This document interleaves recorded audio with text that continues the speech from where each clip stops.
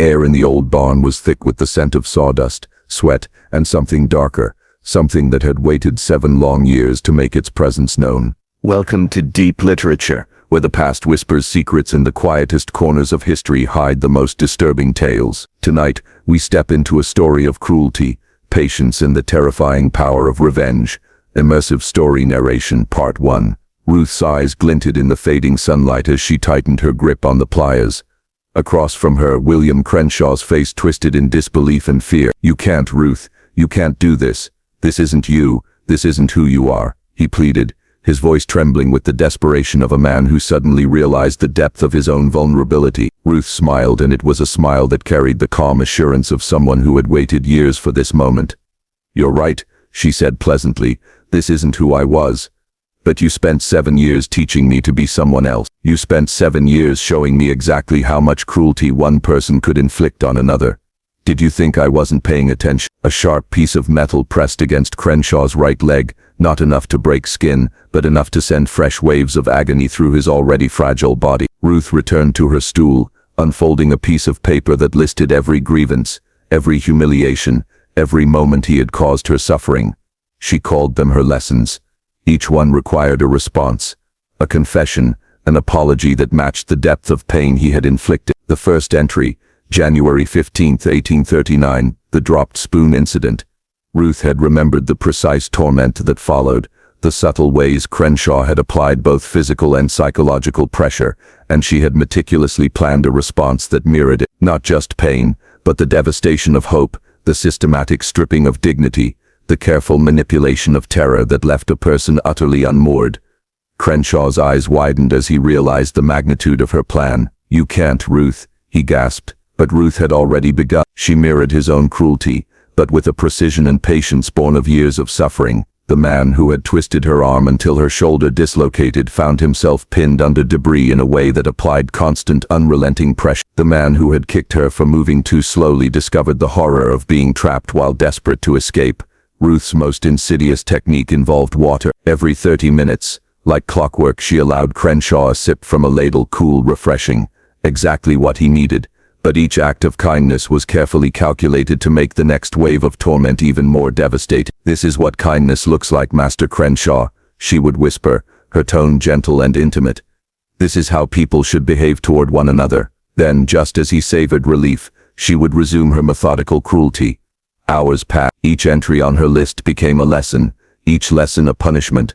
Apologies that lacked sincerity were not accepted. "I don't think you really understand why it was wrong to make me stand in the rain while my mother died," she said when his words faltered. She knew his fear of insects, a phobia he had hidden for decades, and she used it with meticulous care. Spiders, beetles, crawling creatures pressed close to his skin, never to harm him, only to terrify him. "My mother was afraid too," she whispered, guiding a large spider across his forehead. "Afraid of dying alone, afraid that I had forgotten her, afraid that her life hadn't mattered." By midday, Krenshaw was breaking. His body was a map of suffering, his mind a shattered vessel of desperation. He begged, promised, and swore obedience, but Ruth had learned long ago that desperation made promises worthless. "Please," he sobbed, voice raw and hoarse from hours of pleading. "I'll free you. I'll free everyone. I'll give you money. I'll help you go north. I'll never hurt anyone again. Just make it stop." Ruth paused, her expression almost maternal, but in her eyes burned something colder. "Do you know what you sound like?" she asked softly. "You sound exactly like me 7 years ago, begging you to stop hurting me. Do you remember what you told me then?" He did. Every word, every lesson in humiliation, every justification of cruelty, every twisted philosophy about pain as a teacher. He had told her that begging was undignified, that grace in suffering was better than pleas for mercy. Pain, he had insisted, was a teacher, and she should be grateful for its lessons. Ruth smoothed her dress in a gesture so normal, so domestic, it was obscene in the context of her actions. "So I'm going to give you the same advice you gave me. Accept your situation with grace, Master Krenshaw. Be grateful for the lessons you're learning, and stop begging because it's undignified."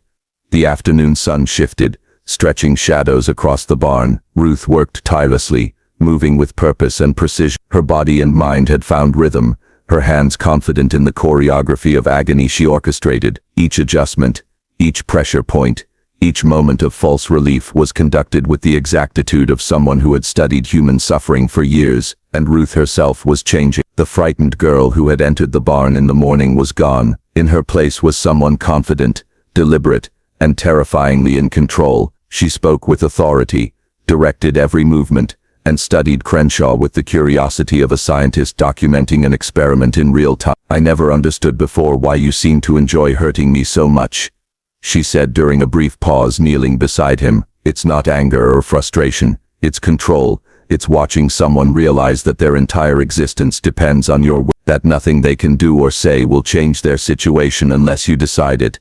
Crenshaw's breath came in ragged gasps as he realized the full scope of his helplessness. For 7 long years, he had molded Ruth into a frightened girl, unaware that he was creating someone capable of learning cruelty from him, and then perfecting it. Ruth's eyes held wonder, cold and detached, as she discovered something about herself she had never known. She could command, manipulate, and control with an efficiency and subtlety that even Krenshaw had never achieved. "I think I'm beginning to understand why you kept me alive," she whispered. "You could have killed me, sold me, worked me to death, but you didn't. I was the perfect victim, smart enough to understand, strong enough to survive, powerless to stop it. You created me, Krenshaw, and now, I am your teacher as much as you were mine." The barn had grown stifling by late afternoon heat trapped beneath its rafters. Dust floated in the golden beams of sunlight, settling slowly onto the rough planks where William Krenshaw lay half buried beneath timber and stone. His lips trembled with each shallow breath. His eyes darted constantly, like those of a trapped animal searching for a gap in its cage. Ruth sat only a few feet away, her posture serene, her hands folded over the worn sheet of paper that had dictated every act of the day. She read the entries as though reciting scripture. Each word on the list carried weight, memory, and purpose. It was not merely a record of wrongs. It was a syllabus, and she was both scholar and teacher in this final lesson. "June 3rd, 1835, she announced, her voice soft but steady. "The day you told me I had no value but the strength of my body, that my thoughts, my words, my dreams were wasted breath." She lowered the page, meeting his bloodshot eyes. "Do you remember what you made me do that day?" Krenshaw closed his eyes, but Ruth would not permit silence. With careful precision, she tipped a cup of water against his cracked lips, letting only a single drop fall onto his tongue before pulling it away. "Answer me," she instructed, the tone of a tutor correcting a reluctant pupil. He coughed, voice breaking. "You were slow with the laundry." His words faltered into a hoarse whisper. "I made you kneel until your knees bled on the stone floor." "Yes." Ruth's voice held no anger. It was as if she were confirming a fact in a ledger. "And now you kneel, not by choice, but by the weight of your own action. Isn't symmetry beautiful?" The beam across his legs creaked as his body shifted involuntarily. Pain tightened his jaw. He whimpered, the sound startlingly high-pitched, like a child crying in the dark. Ruth leaned closer, resting her chin lightly in her hand as though studying a specimen. "When I was kneeling, I asked you how long I had to stay. Do you remember what you said?" He turned his face away, but she pressed the question again. "You said, until you learn your place." She allowed the memory to linger in the air like smoke. 7 years, Master Krenshaw. 7 years was long enough for me to learn mine, and long enough for you to forget yours." Hours passed, shadows stretched longer, the orange glow of evening replacing the harsh glare of afternoon. Ruth moved methodically, adjusting debris, loosening one knot, tightening another. Each action renewed his torment in some fresh and inventive manner. Her calm efficiency unsettled him more than anger ever could. By then his voice had grown faint, yet he still tried to plead. "Ruth, mercy, please." She tilted her head, considering. "Mercy? Did you show it to me when I begged the same? When I asked for a day to bury my mother? When I begged you not to strike me for dropping the candle? Did you show mercy then?" Tears tracked through the grime on his cheeks. His mouth opened, but no answer came. Ruth let the silence judge him. In her stead, she resumed her litany of wrongs. Each entry had a corresponding punishment. A misstep at the table meant a denial of food. A harsh word meant humiliation. A broken bone meant calculated pain returned with interest. Her methods were not wild or frenzied. They were organized, rehearsed, each cruelty balanced against the crime it echoed. And then, just as the sun dipped toward the horizon, Ruth shifted her voice from accusation to reflection. She sat at his side, her hand resting lightly on the folded paper. Her tone softened, contemplative, almost tender. "Do you know what frightens me most, Master Krenshaw? It is not what you did to me, it is how much of you I now see in myself. Every gesture, every pause, every cruel invention, I learned them all from you. I carry your lessons in my bones. Krenshaw shook his head weakly. No, not you, not like me. Her eyes gleamed in the dim light. But I am. You created me. You stripped away everything gentle in me until only this remained. You may despise what you see now, but it is your reflection, William. You taught me to be this person. That is your greatest achievement. He shuddered, his face pale with despair. Ruth rose and lit a single lantern, setting it on the floor where its glow illuminated his broken body. The barn filled with shadows that seemed to lean closer. Listen. She unfolded the paper again. Only a handful of entries remained unchecked. Her pen scratched against the page, marking each completed act with neat precision. She paused at the final lines, her gaze fixed. One last entry, she murmured, almost to herself, but not yet, not until the lesson is complete. She sat back, watching as his chest rose and fell in shallow rhythm. His eyes closed, then fluttered open again, fighting against the pull of unconsciousness. She would not allow him release yet, not until every debt was set. And so the night descended upon the barn. Outside, the fields grew quiet as laborers drifted back to their quarters. Inside, only the steady rasp of Crenshaw's breath and the scratch of Ruth's pen disturbed the silence. The girl who once trembled at his footsteps now sat above him, transformed, her face serene in the lantern light. She was no longer victim, she was author, judge and executioner, writing the final chapter of a story he had begun but would never live to finish. By dawn, the barn reeked of sweat, blood and old timber. The lantern had burned low, its wick sputtering, shadows trembling across the rough-hewn walls. William Krenshaw had not slept. Each time his body threatened to collapse into unconsciousness, Ruth ensured a jolt of pain drew him back into the realm of waking torment. He lingered now in that half-light between life and death, his face gray, his breath shallow.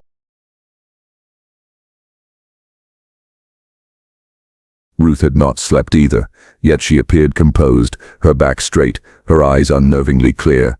She poured a measured sip of water into a wooden cup, swirled it, and placed it just out of his reach. The gesture was not cruel in haste. It was deliberate, almost ceremonial. Every detail, every delay was part of the lesson she was determined to carve into his final hours. June 29, 1837, she read aloud from the paper. Her voice was level, even warm, as if recalling a fond memory. You beat me until I could not walk, all because you believed I had hidden a coin from you. The coin, as it turned out, lay in your own pocket the whole time. She looked up, her gaze steady. You never apologized. Krenshaw groaned, his lips moving soundlessly. His eyes pleaded in the dim light, but his voice had been reduced to a rasp. Ruth crouched, leaning so close he could feel her breath. You were wrong, she whispered, her tone cutting sharper than any blade. But you made me carry the punishment. Now I will return that debt with interest. She took up a small piece of timber and pressed it slowly against his ribs. The pressure drew a low moan, then a strangled cry. Ruth did not flinch. She pressed until she saw his skin blanch beneath the wood, then withdrew, not to end the suffering, only to remind him it could worsen at any moment. The barn door rattled with the morning wind. Dust drifted from the rafters, settling in Ruth's hair like pale ash. She ignored it, lost in her rhythm. Her pen scratched across the paper, marking another entry complete. One more wrong acknowledged, one more punishment delivered. Hours crept by. Outside, the farm stirred with life, footsteps crunching on gravel, faint calls from workers in the fields, the distant bark of a dog. But here, in this isolated chamber of wood and shadow, time felt suspended. Krenshaw whispered again, a single word. Why? The question made Ruth pause. She rose, smoothed the creases of her skirt, and regarded him as though considering whether his words were worth answering. Why? She echoed softly.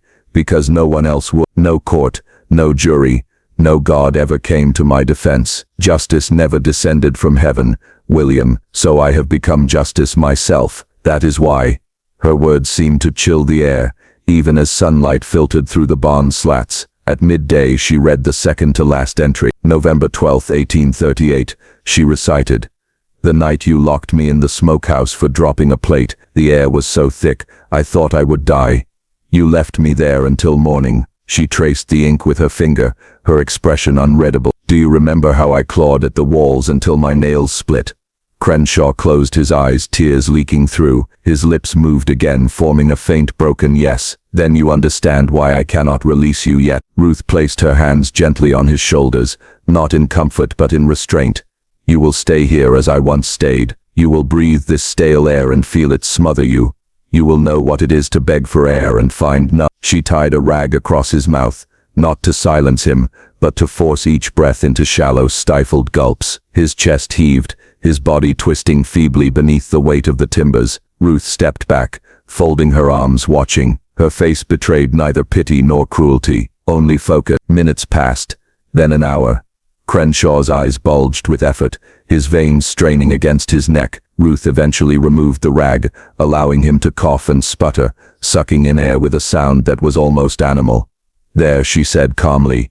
Now you understand what you gave me, and what you denied me.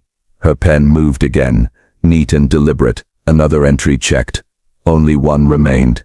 The weight of the barn seemed to shift as the truth settled upon them both. Krenshaw sagged against the debris, his strength nearly gone. Ruth sat beside him, her fingers resting upon the final line of the paper. This is the end, William, she whispered. Her voice carried no triumph, only inevitability. The last lesson. She leaned closer until her lips nearly brushed his ear. And when it is complete, the world will never know your name as master, only as monster. The lantern flame flickered, casting their faces in restless shadow. Outside, the evening wind rose again, rattling the barn's walls like the murmurs of distant ghosts. And within, Ruth prepared for the final entry. Night returned, heavier than the last. The barn had become a chamber of endings, its beams creaking as though burdened by the weight of what they had witnessed. Ruth lit the lantern again, its circle of light trembling across William Crenshaw's ruined figure. His body sagged under the timbers, breath shallow, skin clammy, eyes dull with exhaustion. Yet he still lit. On her lap lay the single remaining entry, written in her careful hand, dated March 3, 1839. Ruth traced the ink slowly, reverently, as though it were scripture. Do you recall this night, William? She asked, her tone calm, steady. The night you struck me with the fire poke. You claimed I had spoken back to you. My ribs broke that evening, and for weeks I could scarcely breathe. I thought I might die, and perhaps I should have. But I did not. She looked up, her face bathed in the lantern's glow. And because I did not, you are here now. Krenshaw groaned, a thin rattle escaping his throat. His lips trembled, shaping a word. Perhaps an apology. Perhaps only air. Ruth leaned close enough to hear, then shook her head. No, she whispered. It is too late for words. She rose, moved deliberately across the barn, and retrieved a length of rope. The fibers scraped against the floorboards as she pulled it to where he lay. Her motions were neither rushed nor cruel. They were ritualistic, the careful precision of a woman enacting a vow. Ruth bound his arms more tightly, though he no longer had the strength to resist. She secured the timber across his chest so he could not rise, even if some last surge of will came upon him. Then she stood back, silent, her breath steady. Your ledger is complete, she said softly, gesturing to the paper on the crate. Every wound repaid, every cruelty answered. You taught me discipline in pain, now I teach you discipline in death. The barn's silence deepened as she extinguished the lantern. Only a thin seam of moonlight spilled through the slats, silvering the timbers. Ruth crouched at his side, her hand resting lightly on his chest, counting the slowing thud of his heart. Minutes passed. Crenshaw's breaths grew ragged, then shallower still, each one seeming like it might be the last. Ruth remained, vigilant, her face unreadable. When the final rattle came, a hollow, broken sound followed by stillness. She did not move at once. She sat in the dark for a long while, her hand upon the corpse, her mind tracing the path that had led here. At length she rose. With careful hands she removed the timbers, arranged the body as though in repose, and draped a ragged sheet across it. The barn smelled of death, heavy and certain, but Ruth seemed untouched by it. She gathered the paper, folded it neatly, and slipped it into her dress. Outside, the night air was cool, the stars sharp against the black sky. Ruth stepped into it quietly, closing the barn door behind her. To the world beyond the farm, William Krenshaw would vanish into rumor and silence. His cruelty would fade, unrecorded, save in her pages. She walked back toward the house, her figure a shadow among shadows. No tremor marked her steps, no glance betrayed fear. She carried herself not as a servant, but as a woman remade, scarred, yes, but sovereign. In years to come, whispers would linger. Neighbors might note Crenshaw's absence, might speak of illness, accident, or flight. None would know the truth. None would suspect the quiet, steadfast woman who kept the house in order, who spoke little, who moved with a gravity both unsettling and serene. Yet Ruth knew she had carved her justice not into the law but into flesh and memory, and that justice would remain with her always, etched as deeply as the scars across her body. When at last she reached her chamber, she placed the folded paper beneath a loose board in the floor, her testament, her record, a secret that would outlive her. She lay down upon her narrow bed. For the first time in years, she closed her eyes without fear of waking to a blow, a command, or a locked door. Darkness claimed her, but it was no longer the darkness of dread, it was the darkness of rest. And somewhere beyond the walls of the house, beyond the fields and forests, the night carried her secret into the silence. Ruth had killed her master, and in doing so, she had become something neither master nor servant, something entirely her own. The years that followed William Krenshaw's death unfolded in quiet, unremarkable rhythms. To neighbors and overseers, Ruth was nothing more than a house servant who had survived her master's temper and adapted herself, like so many before her, to the cruel realities of bondage. No one looked closer, no one asked, but Ruth looked closer. She always had. Hidden beneath a floorboard in her quarters lay the ledger of grievances, now transformed into something more than memory. Where once the pages held only pain, they now carried a complete account of her justice. Each cruelty named, each repayment marked with precision. But Ruth did not stop writing when Crenshaw's breath ceased. She continued. On the pages that followed, her script became almost clinical, as though she were less a victim than a physician, recording the course of an illness. Each entry described not only what had been done to her, but the manner of its reversal, the psychological shifts in her own mind, the responses in her victim's body, the collapse of power when cruelty was returned to its source. Observation: October 15, 1841.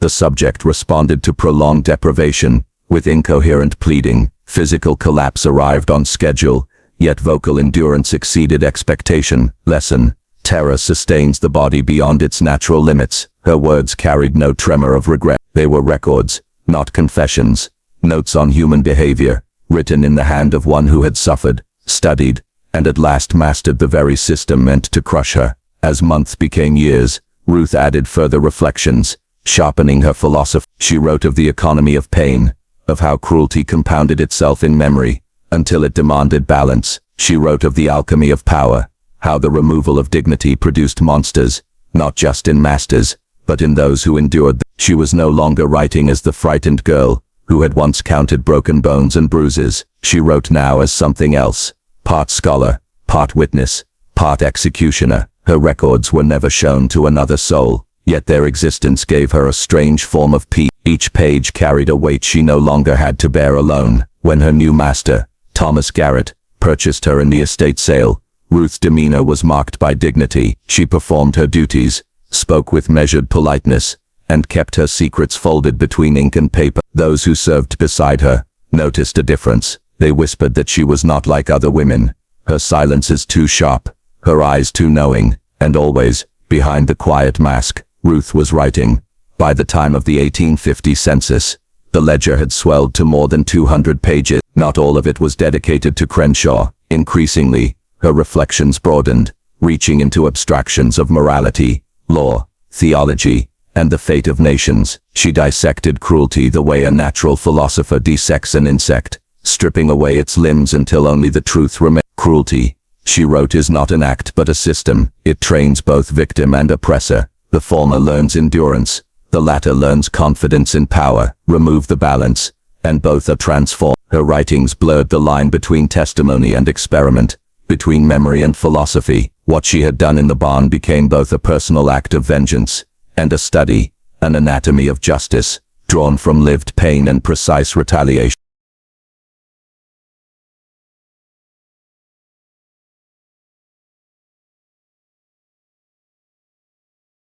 It would be decades before anyone uncovered these records.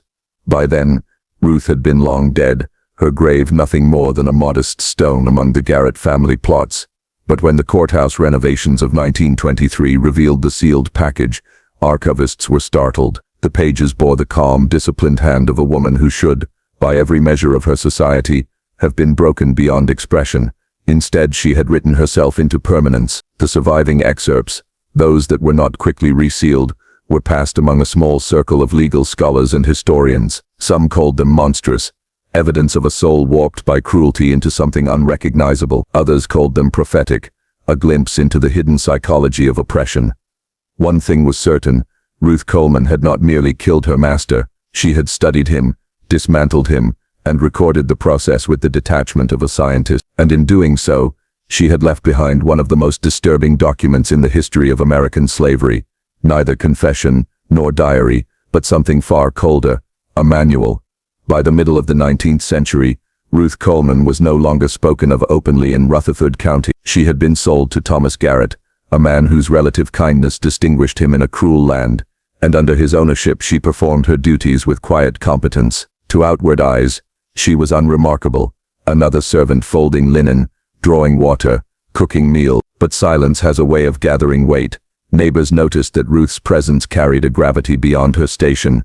She moved with an unusual calm, her eyes direct yet unreadable. When she entered a room, conversation shifted, softened, as though some invisible authority had settled among them. No one asked why. Few dared.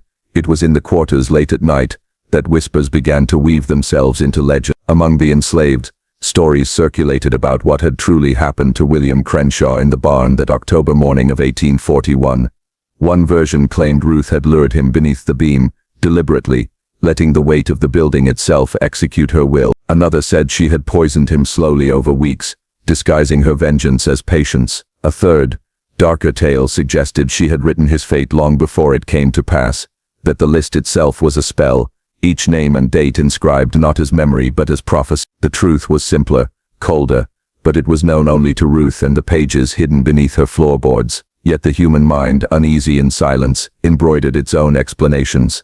Over the years, Ruth's figure took on a strange, almost spectral quality. Some said her shadow lingered longer than it should, stretching across thresholds like a warning. Others swore they had heard her voice, soft and deliberate, whispering questions in the night.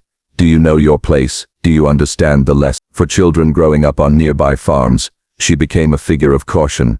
Parents told them that if they disobeyed or spoke rudely, Ruth would come for them with her folded list, ready to add another grievance to its pages. The story was meant to frighten them into obedience, but it carried a deeper, more troubling resonance, that justice itself might walk among them, clothed in the skin of a quiet woman who never smiled too widely. By the time Ruth entered her 40s, her legend had already begun to detach from her body. She was spoken of in the past tense, as though the living woman who cooked meals and mended clothes was only a shadow of the true Ruth, the one whose name echoed in whispers, whose vengeance was said to continue long after her master's burial. In secret gatherings, elders retold her story as proof that the world, though brutal, could sometimes be bent back upon itself. She taught him, they would say. She made him learn the lesson he forced on her. These words passed from mouth to mouth, never written, never acknowledged in daylight.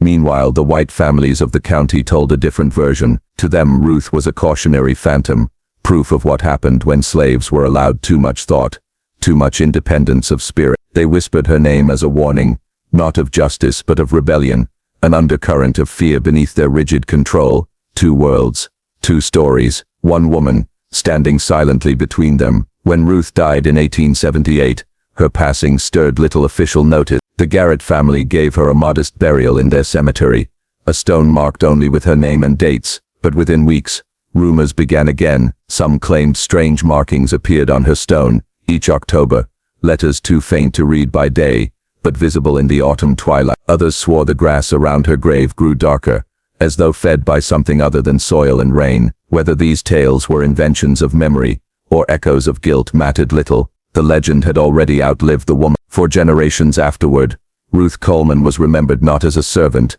but as a shadow, an idea given flesh, a lesson carried forward in whispers. Her silence became her power, and her power, once born in pain, began to shape itself into something enduring, something that could not be buried with her bones. The year was 1923, when workers repairing the basement of the old Rutherford County Courthouse stumbled upon a false wall. Behind it, wrapped in oilcloth and bound with twine, lay a collection of sealed documents no one had expected to find. Dust clung to every surface. The air was heavy, as though the papers themselves had been weighted. Among the brittle ledgers and depositions was a packet labeled in careful script, Coleman, private. The hand was unmistakably feminine, neat, deliberate, and steady. The archivist who opened it later recalled a strange sensation, as if he had trespassed into territory not meant for living eyes. What he read was not a diary, nor a confession in the ordinary sense. It was something colder.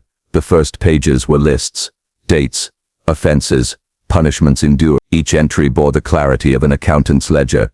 March 3, 1835, left shoulder dislocated for failure to rise at dawn. September 14, 1837, denied food 3 days for speaking without leave. January 12, 1839, lashings, count 40 for breaking glass. Each cruelty was tallied, each pain preserved, but the ledger did not end with victimhood.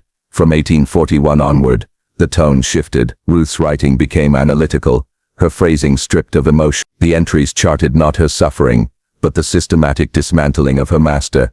Observation, subject exhibits predictable progression from denial to bargaining, under sustained restraint. Psychological collapse arrived by hour 4. Notable that remorse increased in proportion to physical degradation. Conclusion, contrition is a bodily function, not a moral one.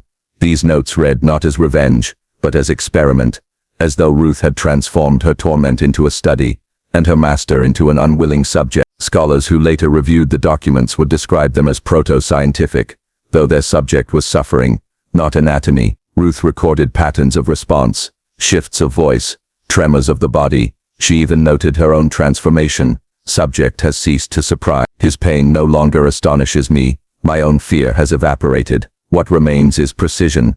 The archivists who uncovered the manuscript debated what to do. Some argued for public release, citing its historical significance. Others recoiled, insisting that the contents were too disturbing, too corrosive, to expose.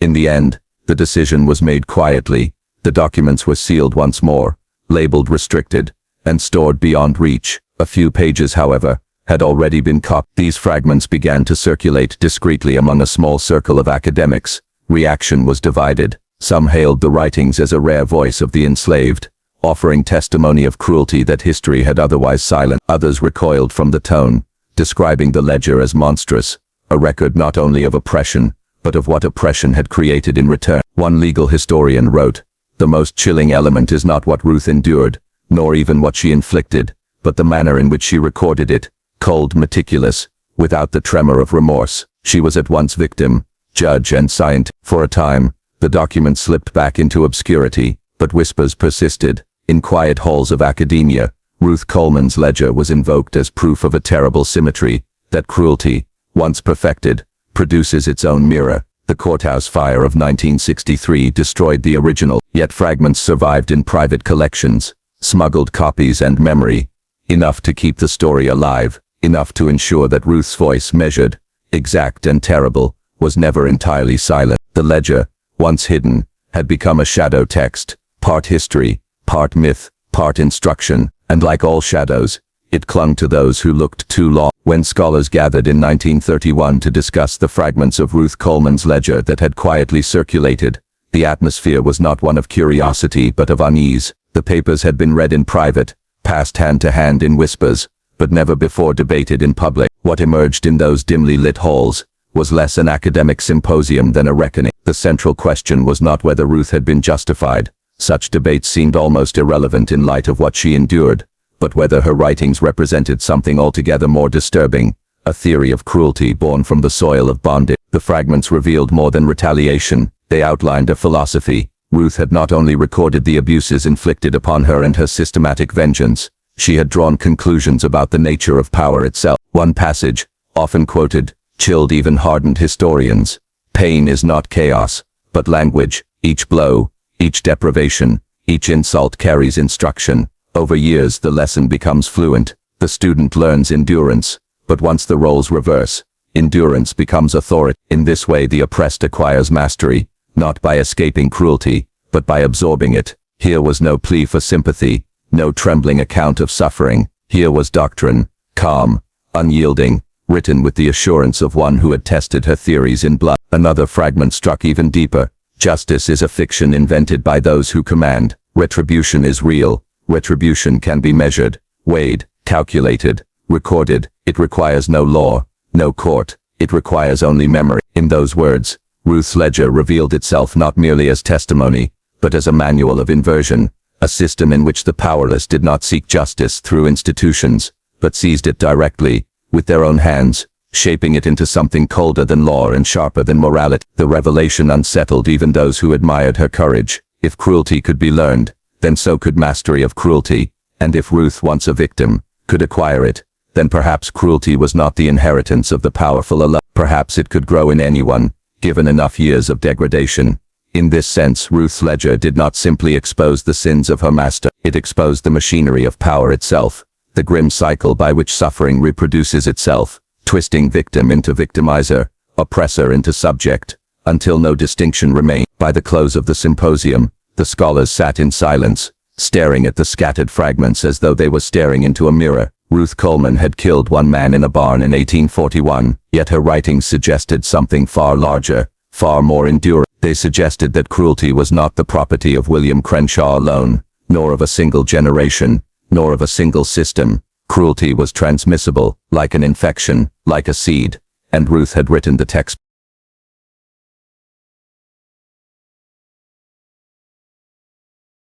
By the 1940s, nearly a century after Ruth Coleman's death, her name was no longer confined to archives and fragile ledgers. It had drifted outward, carried by rumor into rural towns and whispered along the edges of folklore. Farmers, field hands and itinerant preachers told stories of the woman who turned cruelty into fire and gave it back to her master. Some tales made her into a specter, a ghost who wandered barns and homesteads where injustice still festered. Others cast her as a patron saint of vengeance, a dark angel whose shadow lingered wherever pain had gone unanswered. What unsettled historians most, however, was not the superstition, but the strange consistency with which these tales repeated details drawn directly from the ledger. No one could say how rural storytellers came to know such lines as retribution requires only memory, yet those exact words, first scrawled in Ruth's tight hand across brittle paper, appeared almost verbatim in sermons given decades later. By then the ledger fragments had been privately catalogued, shielded from the public by academics who feared misinterpretation, and yet the language had seeped outward, as though cruelty itself had found a mouthpiece. This convergence between written record and oral tradition suggested something larger than one woman's revenge. Ruth's philosophy, once confined to the margins of a notebook, had become portable, spreading into the culture like an inheritance too heavy to suppress. It was no longer simply her history. It had become a template, a grammar of resistance etched into memory. Some argued that her ideas remained a caution, proof that unrelenting oppression breeds not obedience but retaliation, and that cruelty once taught will not vanish but echo back with interest. Others whispered that her philosophy offered instruction, not merely a record of what one woman endured, but a demonstration of how endurance could transform into authority. By mid-century, folklorists began cataloging stories of women who poisoned, burned, or quietly undermined their oppressors, often invoking Ruth's name without ever having read a page of her writing. It was as though she had become a cipher, a code passed down to articulate the unspeakable. The true scale of Ruth's legacy revealed itself not in the barn where Krenshaw died, nor in the brittle parchment she left behind, but in the persistence of her voice. Each retelling bent the truth, yet all carried the same marrow. Cruelty is not erased, it is transmitted, refashioned, and when the hour demands it return. The chilling realization was this: if Ruth's philosophy could survive a century without publication, what might it become once her ledger was fully exposed? Some scholars warned that her writings, if popularized, would ignite nothing less than a theology of vengeance. Others, quieter but no less shaken, feared that the writings were not contagious in themselves, but simply revealed what had always been there, that every community already carried Ruth's lesson, dormant, waiting only for the right wound to awaken it. By 1953 the fragments were returned to locked storage, and the symposium papers quietly suppressed. Officially, the story of Ruth Coleman remained what it had always been, a tale of a slave woman who killed her master. But unofficially, around tables, in letters, in night-swept porches, her doctrine of cruelty was alive. Her name had become less history than heritage, and in that moment, the scale of her legacy finally became clear. Ruth Coleman had not killed only William Krenshaw. She had carved her words into the bone of time, ensuring that cruelty itself would never again belong only to the powerful. By the late 20th century, Ruth Coleman had become less a historical figure than a presence that refused to be laid to rest. The archives still held her ledger under lock and guarded permission, but her name surfaced in ways no archivist could control. Scholars muttered of her in footnotes, folklorists traced her through oral traditions, and descendants of both slaves and masters swore they felt her shadow press against the walls of their memory. The collapse of Crenshaw's line was documented, his estate fractured, his sons quarreled, and the family name thinned into obscurity. But Ruth's legacy endured. Every scholar who read her surviving words remarked on the same sensation, not horror alone, but recognition, as though she had written not just of her suffering but of theirs, and of suffering yet to come. One anthropologist, after transcribing a set of her fragments in 1972, described the experience in his private journal. Her words are alive. I do not mean metaphorically. The ink does not fade. The cadence does not. When one reads her, the air thickens, as though the room itself waits for your agreement. This is not testimony, it is a summons. Yet Ruth left no heirs, no family, no lineage. What she left instead was an instruction, and perhaps that was more enduring than any bloodline. The communities that whispered of her did not tell of mercy, but of balance. A wrong unanswered was a wrong repeated, and Ruth had ensured that lesson would never be forgotten. In time, she became a cipher for vengeance itself, invoked in moments when silence was no longer tolerable. But the lingering dread was this: if cruelty is learned, transmitted like a language, then Ruth's writings may have ensured its survival, not its end. She had turned pain into a ledger, and ledgers demand continuity. Every entry calls for another. In rural towns there are still barns avoided after dusk, still families who refuse to speak her name above a whisper, and still in scattered letters and private journals, the claim persists that her handwriting has appeared in unexpected places, on the margins of sermons, on the backs of forgotten receipts, in the dust across barn doors. Perhaps it is superstition, perhaps it is folklore feeding on the hunger for retribution, or perhaps cruelty, once given a voice, does not fall silent. Ruth Coleman died in 1841, but her ledger never closed, and if the scholars are correct, neither did her lesson. If tonight you hear scratching at the door, or feel the air grow heavy when your own cruelties pass unspoken, remember Ruth Coleman's words: retribution requires only memory. She may already be writing your name.